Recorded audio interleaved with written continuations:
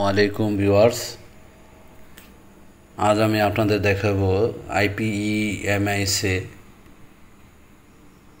IPMS এর লিঙ্কে বা ওয়েবসাইটে আপনি স্লিপ এর ব্যয় হিসাব ও চালান অনলাইনে এন্ট্রি কীভাবে দিবেন সেটা আমি আজকে দেখাবো, স্ক্রিনে দেখাবো। অর্থাৎ এখন থেকে স্লিপের আপনার বরাদ্দের পরিমাণ আপনার প্রধান শিক্ষক, প্রতিটি স্কুলের প্রধান শিক্ষকের আইপিএমএসের অ্যাকাউন্টে বরাদ্দের পরিমাণ লেখা থাকবে। সেখানে আপনার খরচ দেখাতে হবে এবং সেই খরচে ব্যাট এবং উৎসে করের সরকারি ফান্ডে যে টাকা জমা দিলেন সেই রিসিট অনলাইনে কীভাবে এন্ট্রি দিবেন এবং ব্যয় হিসাব বরাদ্দের পরিমাণের বিপরীতে কী ব্যয় করলেন সেটা আইপিএমএসে কীভাবে এন্ট্রি করবেন সেটা আমি দেখাবো। তো আলোচনা করার আগে আমি আপনাদের কাছে অনুরোধ করব যাতে দেওয়ার সাথে সাথে আপনারা আপনাদের চ্যানেলে আপনাদের মোবাইলে নোটিফিকেশন যায়, এই জন্য সাবস্ক্রাইব করবেন, বেল আইকন বাজিয়ে দিবেন এবং ভিডিওটি ভালো লাগলে লাইক কমেন্ট শেয়ার করবেন। তো আমি আলোচনায় গেলাম, মূল আলোচনায়। তো শুরুতে আপনি গুগল ক্রোম ওপেন করবেন, মোবাইলের মাধ্যমে হোক বা কম্পিউটারের মাধ্যমে হোক, যে কোনো একটি ওয়েব অ্যাড্রেস ওপেন করবেন। ওপেন করে আইপিএমএস এর লিঙ্কে যাবেন, IPEMS.gov.bd এই ওয়েবসাইটেতে যাবেন। গিয়ে এখানে সাইন ইনে ক্লিক করবেন। ক্লিক করে প্রধান শিক্ষকের মোবাইল নাম্বার এবং পাসওয়ার্ডটি প্রধান শিক্ষক মোবাইল নাম্বার এবং পাসওয়ার্ডটি দিবেন। আইপিএমএসের যে মোবাইল নাম্বার এবং পাসওয়ার্ড প্রধান শিক্ষক দিয়েছেন সেই মোবাইল নাম্বার পাসওয়ার্ড দিয়ে সাইন ইনে ক্লিক করে ওই প্রধান শিক্ষকের আইপিএমএসের লিঙ্কে ড্যাশবোর্ডে প্রবেশ করবেন। প্রবেশ করে এখানে এই যে আপনার বাম সাইডের যে আইকনগুলো দেখতে পাচ্ছেন, এই যে স্লাইডের এখানে একবারে নিচে চলে যাবে, বরাদ্দের পরিমাণে যাবেন, বরাদ্দের তালিকায় যে এখানে ক্লিক করবেন। ক্লিক করার পরে আপনার দ্বিতীয় কিস্তির পরিমাণে যে 15,755 এটা আপনার ব্যয় দেখাতে হবে। প্রথম কিস্তি 35,253 এটা ব্যয় দেখাতে হবে। তো এই জন্য কী করতে হবে, আমি দ্বিতীয় কিস্তি আমরা ব্যয় দেখিয়ে ফেলেছি, প্রথম কিস্তিটা দেখাবো এখন। দোনো কিস্তিরই আপনার হিসাব দেখাতে হবে, ব্যয়ের হিসাবটা। এই জন্য এটা আমি বরাদ্দের মানে নতুন ব্যয়ের হিসাব দেখাবো। এই টাকার বিপরীতে 35,253 ম্যানেজে ক্লিক করবেন। ক্লিক করে নতুন ব্যয় হিসেবে মিলে যাবেন, যে খাতে খরচ করেছেন সেই খাতগুলো উল্লেখ করবেন। আমার খাত আছে 60টি, আমি 60টি খরচ যোগ করি। একটি স্লাইড, দুটি স্লাইড,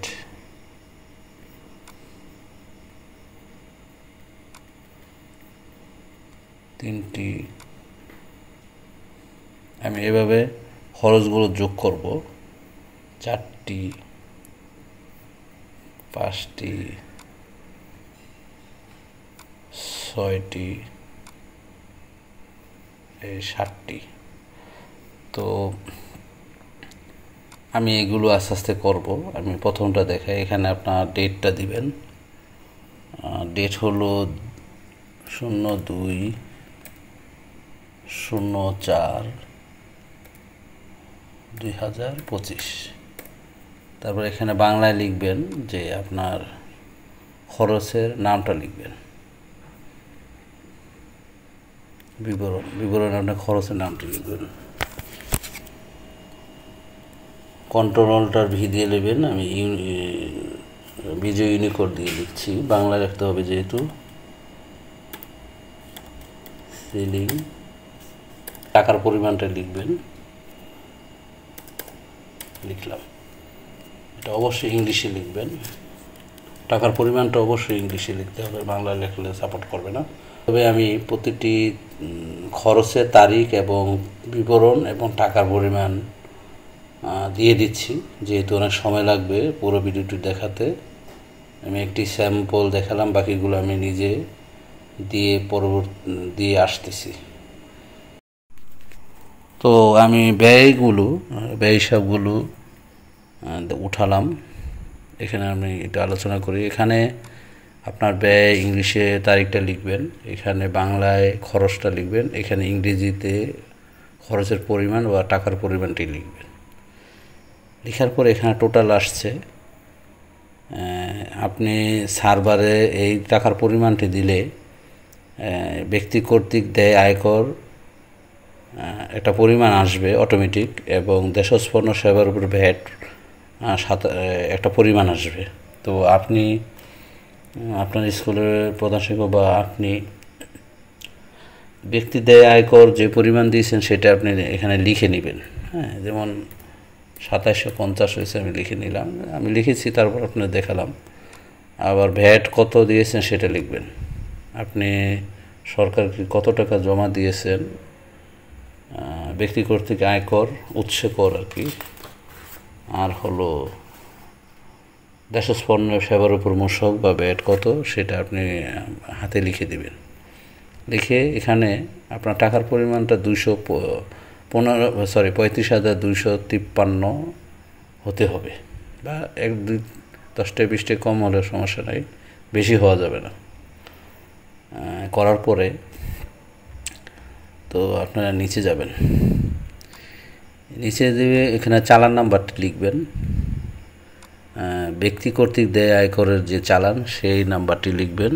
এটা ব্যক্তি কর্তৃক দেয় আয়করের চালান নাম্বার হলো 3, এবং কয় তারিখে দিয়েছেন সেটা লিখবেন, 29/02/2025 লিখবেন। তারপর ভ্যাট কত তারিখে অনলাইন ব্যাংকে জমা দিয়েছিলেন সেটা লিখবেন। এখানে চালান নাম্বারটি লিখবেন, 4 তারিখ, চালান নাম্বার হলো 4, আর ব্যাংক কর্তৃক যে একটি নাম্বার দিয়েছে আপনার চালানের উপরে সেই নাম্বারটি লিখবেন, এবং কত তারিখে দিয়েছেন সেই তারিখটি লিখবেন, 29/02/2025 লিখে আপনি এখানে যেহেতু প্রথম আমাদের উৎসে কর, অর্থাৎ ব্যক্তি কর্তৃক দেয় আয়কর, ইনকাম ট্যাক্স আর কি, এটা প্রথমে আপলোড করবেন। তারপরে ভ্যাটের যেই চালানটি আছে সেটা জমা দেবেন। তো আমি আয়করের ফাইলটি জমা দিব, এটা আপনার মোবাইলে তুলে, এবং এটা 2 মেগাবাইটের ভিতরে হতে হবে, এবং ইমেজ ফাইল হতে হবে, পিডিএফ হলে হবে না।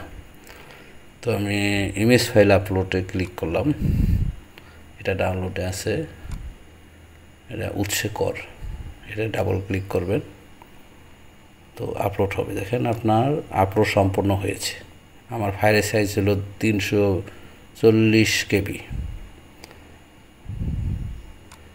তারপরে দ্বিতীয় ভ্যাটের যে ফাইলটি সেটা আমি ক্লিক করব, দেশজ ভ্যাট, এখানে ক্লিক করব,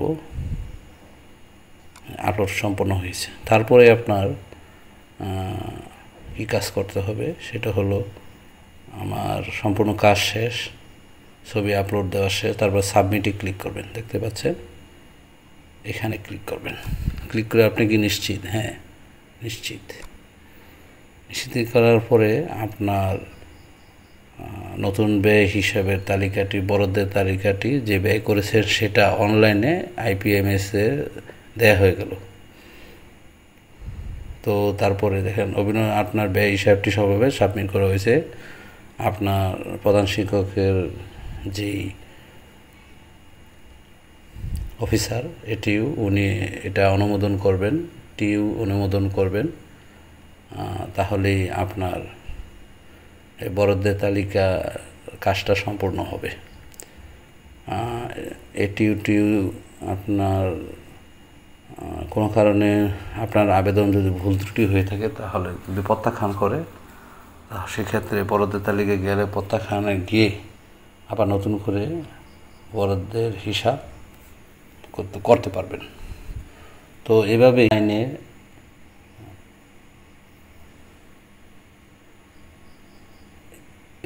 আপনার স্কুলের নামে যে বরাদ্দ এসেছে সেই বরাদ্দের ব্যয় হিসাব আপনি অনলাইনে আইপিএমএসের লিঙ্কে প্রধান শিক্ষক